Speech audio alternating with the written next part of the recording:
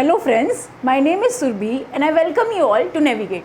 Well, मैंने एक last video किया था टेलिंग कि हमारे व्यापम के एग्ज़ाम में इंग्लिश का क्या सिलेबस है। तो काफ़ी लोगों ने नीचे कमेंट किया कि मैम बाकी सब्जेक्ट्स के भी नॉन टेक्निकल के सिलेबस डिस्कस कर दीजिए। तो I thought okay why not, हम रीजनिंग का भी सिलेबस डिस्कस कर लेते हैं। तो इस वीडियो में मैं आप सभी के साथ रीजनिंग का सिलेबस डिस्कस करने जा रही हूँ। बट उसके पहले एक बार एक स्पेशल ऑफ़र है, तो पहले ना ऑफर्स गिफ्ट्स इसकी बात कर लेते हैं, ठीक है। So before starting with the syllabus I tell you a special offer. कल एज रामनवमी है और आप सभी को पता है कि फाइनेंशियल ईयर स्टार्ट हो चुका है। 1 अप्रैल से हमारा फाइनेंशियल ईयर जैसे ही स्टार्ट होता है तो आपको पता है कि सारे B Ed online course, B Ed offline course, B Ed school college coachings, हर जगह के प्राइजेस हाइक होते हैं। पर यहाँ पे नहीं, नेविगेट आपके लिए स्पेशल ऑफर्स लेकर के आया है, ठीक है। हर जगह प्राइस हाइक होने दीजिए, हम आपको ऑफर्स देंगे। तो specifically for the technical course which you know is for 9,999 आपको एक स्पेशल ऑफर मिल रहा है। And only for tomorrow this is the price that you have to pay. Only for tomorrow, this is the price that you have to pay, 6,999 for all your technical courses. And सिर्फ technical के बाद हमने छोड़ नहीं दिया, हमने non tech पे भी ध्यान दिया है। तो नॉन टेक पे जैसे आपको पता है कि 4,200 rupees you have to pay at all times, but specifically for tomorrow and only for tomorrow, this is the price that you have to pay, 3,300 only for tomorrow, I repeat. और जैसा हमारा exam approach कर रहा है, this is the best time कि आप इन courses के बारे में सोचें। If you feel comfortable, go for it. Now coming to our syllabus, हमारा सिलेबस क्या है। हाँ जी, अब हम देखते हैं कि हमारा सिलेबस क्या है। तो लास्ट वीडियो में हमने बात की थी कि हमारा इंग्लिश का सिलेबस क्या है। अब हम देखते हैं कि हमारा रीजनिंग का सिलेबस क्या है। सी, रीजनिंग में ना ऐसा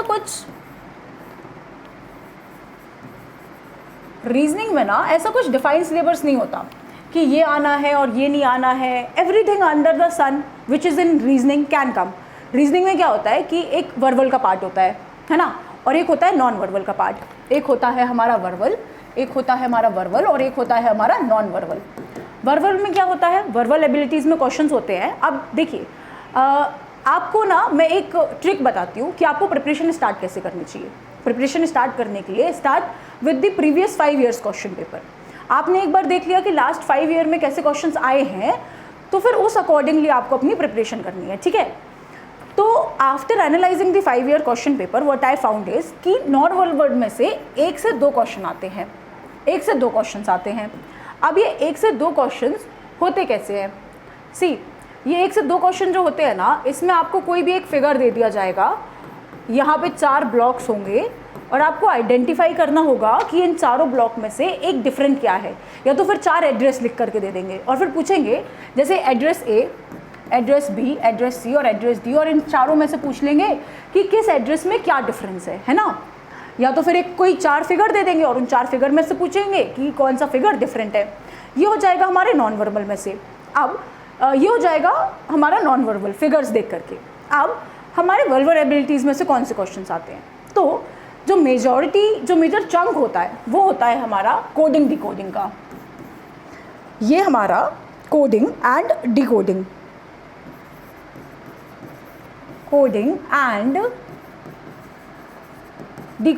सी, कोडिंग एंड डिकोडिंग में से कैसे क्वेश्चंस आते हैं। कोडिंग एंड डिकोडिंग में से क्वेश्चंस आते हैं दोनों, अल्फ़ाबेट वाले भी और नंबर्स वाले भी। देखो, इसमें क्या हो सकता है कि कुछ नंबर दे देंगे कि suppose 1 3 5 can be written as 7 9 8, तो फिर आगे 8 6 5 को हम कैसे लिख सकते हैं। या फिर अगर A B C को लिखा है D E F, तो आगे H I J को हम कैसे लिख सकते हैं। इस तरीके के क्वेश्चंस आएंगे कोडिंग डिकोडिंग में। मतलब आपको जो आपकी अल्फ़ाबेट्स की सीरीज़ होती हैं, जो नंबर सिस्टम्स होते हैं, उसमें से कैसे नंबर्स को कोड कर सकते हैं, डिकोड कर सकते हैं, ऐसे क्वेश्चंस आएंगे। इसके बाद आता है वेरी इंपॉर्टेंट हमारा sitting arrangement. This is our one topic. Then आता है हमारा सिटिंग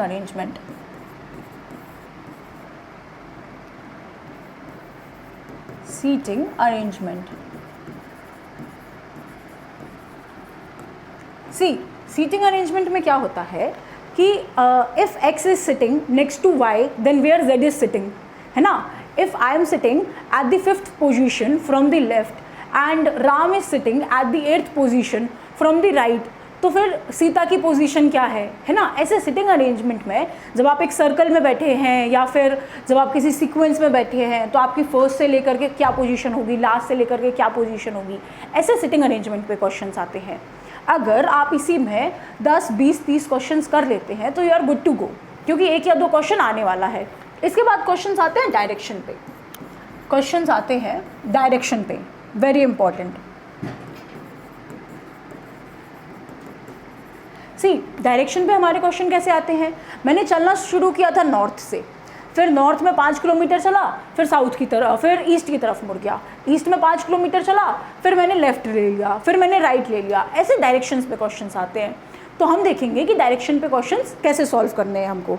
उसके बाद कुछ क्वेश्चंस हैं जो आते हैं ब्लड रिलेशन पे। Blood relation,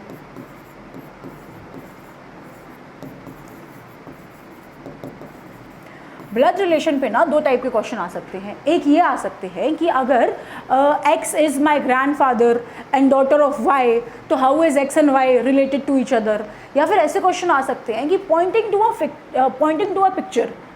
a picture at wall, इसने ये बोला pointing to a picture, my aunt said me that the person shown in the picture is your grandfather's daughter, then how is the person related to you. इस तरीके के questions आ जाएंगे blood relation पे, ठीक है। तो हम देखेंगे कि ब्लड रिलेशन के हमको क्वेश्चंस कैसे सॉल्व करने हैं। उसके बाद आते हैं हमारे सिटिंग अरेंजमेंट हो गया, ब्लड रिलेशन हो गया, हमारा कोडिंग डिकोडिंग हो गया, alphabetic series, series and sequence, very important.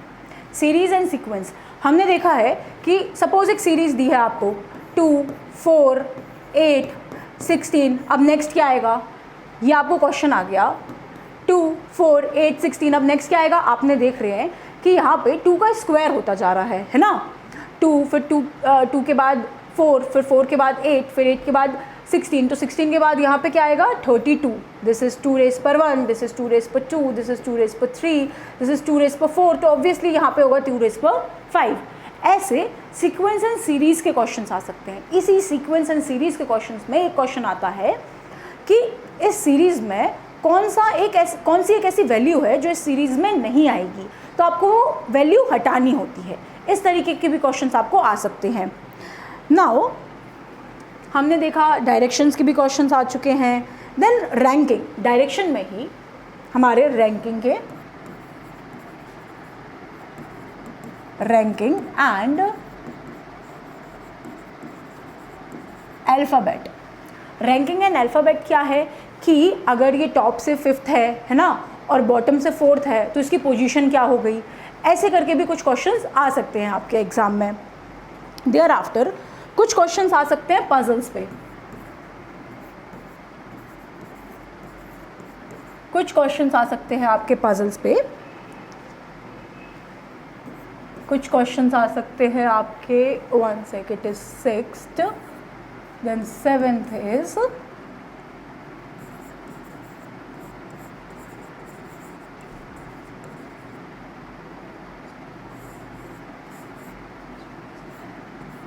सिमोलॉजीज।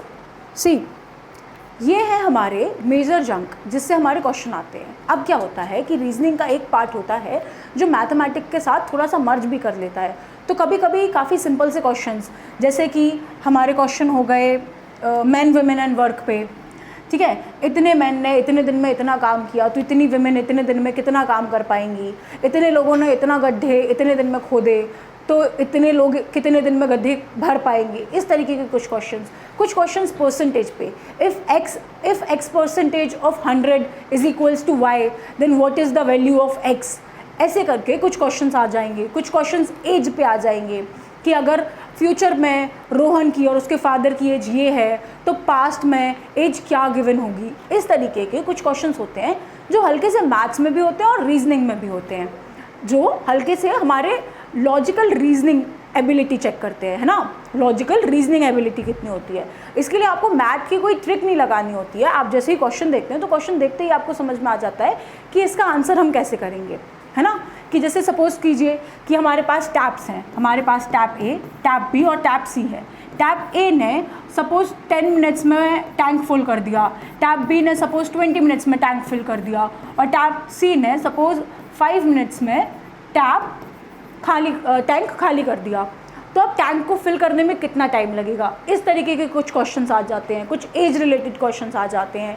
ये जितने भी क्वेश्चंस हैं हम छोटी छोटी सीरीज़ लेकर के आएंगे और उनमें ये सारे कवर करेंगे। Now you have a broader idea कि आपको कैसे होलिस्टिकली आपकी रीजनिंग कवर करनी है। I hope that helps to you. अगर आपको इसमें कोई भी डाउट हो तो please do comment it down below. अगर आपको इसके अलावा किसी और सब्जेक्ट में भी वीडियोस चाहिए हैं, do comment it down below. Also हमने प्लान किया है काफ़ी सारी सीरीज़ लाने के लिए, आपके लिए छोटी छोटी सीरीज़ लाने के लिए। जैसे कि रीजनिंग में हम एक शॉर्ट सीरीज़ लेकर के आएंगे जिसमें हम वर्बल कवर करेंगे, एक में नॉन वर्बल कवर करेंगे, एक में बहुत ज़्यादा एक्सपेक्टेड टॉपिक्स कवर करेंगे। तो आपको कौन सी सीरीज़ चाहिए है, do comment it down below. How are you liking these videos? Please tell me these each and everything in the comment section and we'll have a conversation. Thank you so much for watching and हाँ, again offer के बारे में मत भूल जाना। That's all from my side. Thank you so much.